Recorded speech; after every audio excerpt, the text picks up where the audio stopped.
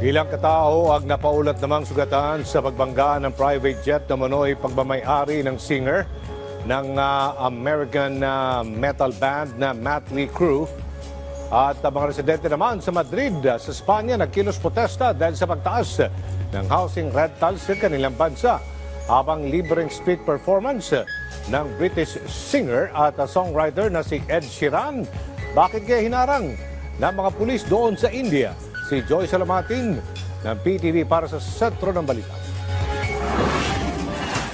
Isang patay matapos bumangga ang private jet ni Mötley Crüe, singer Vince Neil, sa isang nakaparadang eroplano sa Scottsdale Airport sa Arizona sa Amerika. Ayon sa investigasyon, maaaring nagkaaberya ang landing gear ng private jet kaya ito lumihis ng runway. 4 ang sakay ng bumanggang jet habang isa ang nasa nakaparadang eroplano. 2 sa mga nasugatan ang isinugod sa trauma center. Ayon sa tagapagsalita ni Neil, hindi sakay ng jet ang singer nang maganap ang insidente. Nananatili pa rin umanong sarado ang runway habang nagpapatuloy ang investigasyon. Libo-libong residente ng Madrid ang nagprotesta laban sa patuloy na pagtaas ng renta sa kanilang lugar. Nananawagan ang mga ito sa kanilang regional president na agarang magpatupad ng rent control at palakasin ang public hearing para matulungan ang mga pamilyang apektado ng mataas na renta.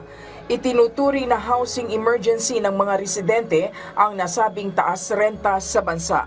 Batay sa datos, umabot sa 12.5% umano ang naging average price hike ng pabahay sa Spain noong last quarter ng 2024. Samantala, naging makasaysayan ang naging pagharap sa korte ni former Colombian President Alvaro Uribe, lalo na't first time sa kanilang bansa na maakusahan o maharap sa kasong kriminal ang kanilang leader ng bansa. Inakusahan si Uribe ng umano'y panunuhol at pakikialam sa mga testigo para baguhin ang kanilang testimonya tungkol sa umano'y kaugnayan niya sa mga paramilitary group.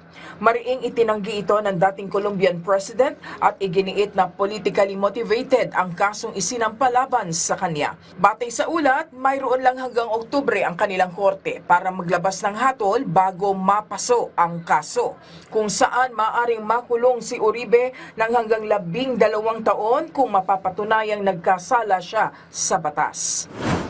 Napurnada naman ang nasabing live street performance ng British singer na si Ed Sheeran sa Bengaluru, India.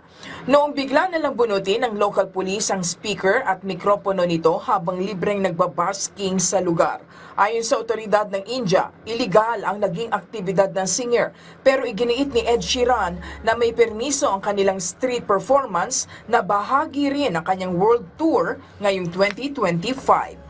Joy Salamatin para sa Pambansang TV sa Bagong Pilipinas.